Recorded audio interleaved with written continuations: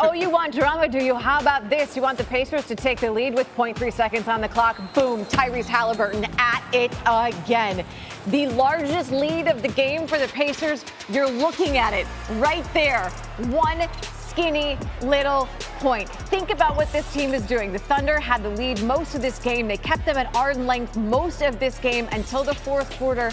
There were so many runs that the Pacers went on, and when it mattered the most, Tyrese Haliburton, only 14 points, but that one gave them the win. Huge. JB Bickerstaff joins us here on SportsCenter. Look, you're shaking your head right now. We were watching the game here at the set. What happened, yes, JB? How did the Pacers come back and win this game? It was unbelievable. It was a tale of two halves. The thing that Oklahoma City didn't do was separate themselves enough in the first half when the Pacers couldn't score and were turning the basketball over. Yeah. I am not surprised, to be honest with you. When you watch the Pacers play, they play a 48-minute basketball game down to every second, 0.3 seconds tonight. But they were able to get shots on goal in the second half, and that was their way back into the game. So tell me what you're seeing in this whole sequence here, starting with, just a few minutes left in the game.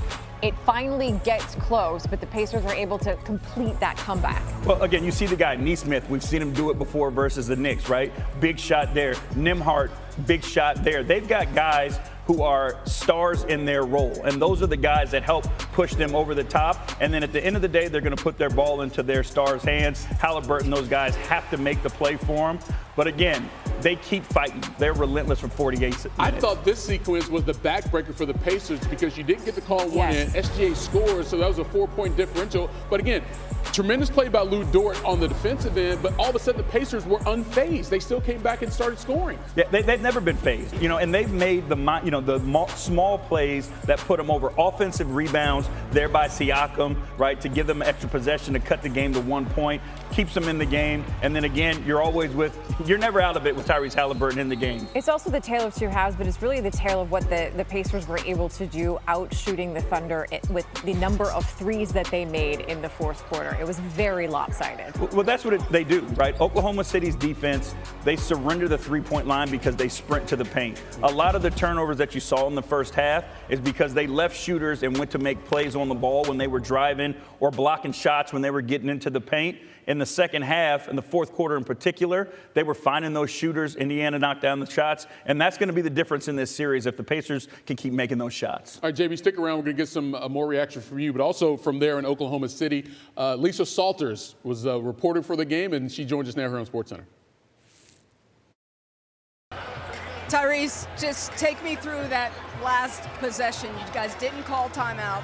Take me through the last game possession. Yeah, man, we got to stop. And coach trusts us in those moments to not call timeouts. Trust me in those moments. Guys trust me, and just trying to make a play. So, man, basketball's fun, man. Winning is fun. That's a great win for us. How about the defensive possession? There was still 0.3 left. Yeah. Big time play. Miles did a great job at the rim. They tried to do a pin down to get him out of the action so I could throw the lob. Miles got around it. Good tip. And, man, it's a total team effort. We had so many guys chip in. Obi was huge off the bench. Miles in the fourth. Andrew Nembhard in the fourth.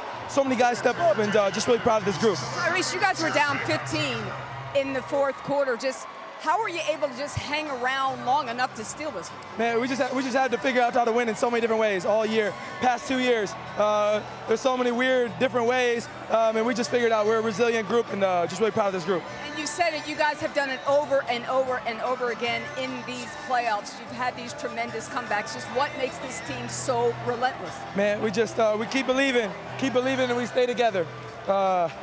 And it ain't over till it's over. It ain't over till it hits zero, and we just keep pushing. So, like I said, really proud of this group. Right, congrats on the win. We'll see you game 2. Appreciate it. Mike? His first NBA Finals game. Let's bring in Chiney Ogwumike, who's also joining us now from Oklahoma City. I want to get your perspective because Oklahoma, that arena is so loud. It might be one of the loudest in the NBA. So when that Haliburton shot goes in, what was it like there? You could hear a pin drop.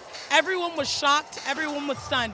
You guys, for context, I was getting excited to talk to you all. I wrote this note card here to tell you how great the Thunder were so far in this game. 19 points by SGA in the first half. 19 turnovers forced. They had more than 19 shots than their opponent, the Pacers. And then guess what happened? What the HALI happened?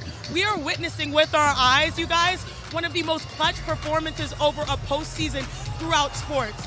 4 go-ahead or game-tying shots with literal ice in his veins. Again, you guys, I was here in the arena and it went silent.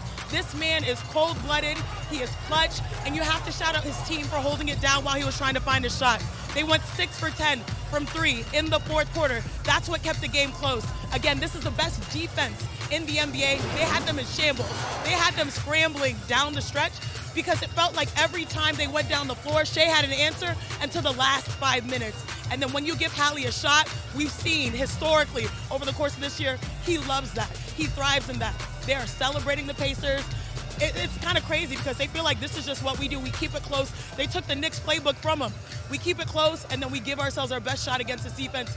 And my goodness, it was wild to see the turnaround in the last few minutes. 15 points deficit they've had 5 times. They've overcome that in these in playoffs. the playoffs. That's insane. But to your point earlier, JB, is Sinead was talking about what they were able to do in the fourth quarter. A lot of that didn't have to do with HALI, though, in the fourth quarter. It was Neesmith. It was Nembhard. It was Miles Turner there for a stretch. Right. That, to me, says so much about what Rick Carlisle can do when maybe his best player doesn't have his best night because he has these other guys, as you said, stars in their role. And I don't know, maybe Oklahoma City, I wouldn't say they weren't expecting it, but you're concentrating on those other guys, and all of a sudden these dudes are lighting you up. Well, 6 guys in double figures for the Pacers tonight, right? And that's the thing that we keep talking about, and you hear the noise about Haliburton, and he's got to take this many shots, and he's got to score these many points. That's not the case for this team. This team is extremely balanced. They just have to help him be in position in the end. And if he's in position in the end, as we've seen time and time and time again, he's going to make the shot. He's going to make the play for these guys. I want to try to boast at what I look like.